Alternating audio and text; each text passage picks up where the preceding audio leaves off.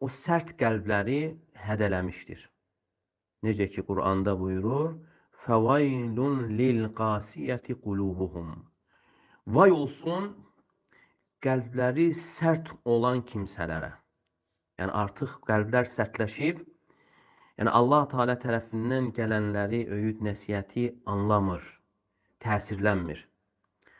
Və eyni zamanda da Allah Teala yəni uca qəlblərin şanını, dərəcəsini qaldırmışdır və peyğəmbərlərin dualarından keçir ki, Rabbi şrahli sadri, ey Rəbbim mənim köksümü genişlət.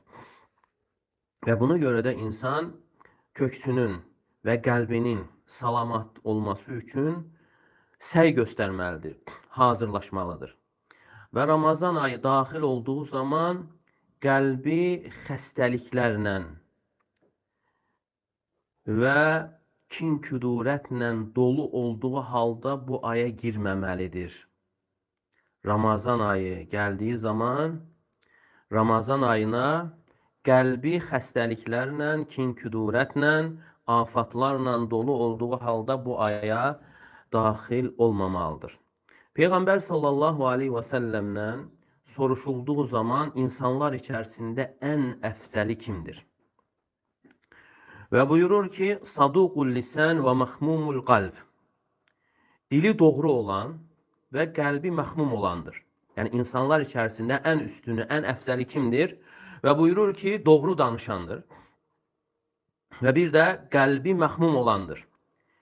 Və sahabələr sual verirlər ki, ya Rasulallah, məxmumul qalb nə deməkdir? Yəni doğru danışan, saduqul lisan, bunu başa düşdük.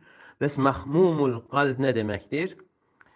Və Peyğəmbər sallallahu aleyhi və səlləm buyurur ki, Ət-təqiyyun nəqiyyu, la ithmə fihi və la bəğyə və la ğillə və la həsəd. Mən məxmum qəlb, o qəlbdir ki, təqvalıdır, pakdır. O qəlbdə nə günah var, nə azğınlıq var, nə kin-küdurət var, nə də həsəd vardır.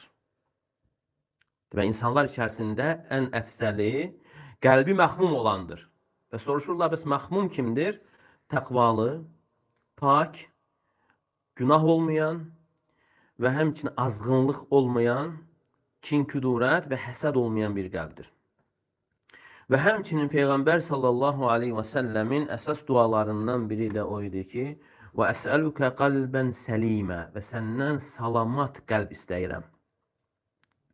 Və həmçinin çox vaxt qəlbinin sərtliyinin aradan qalxmasını istəyərdi dua olaraq.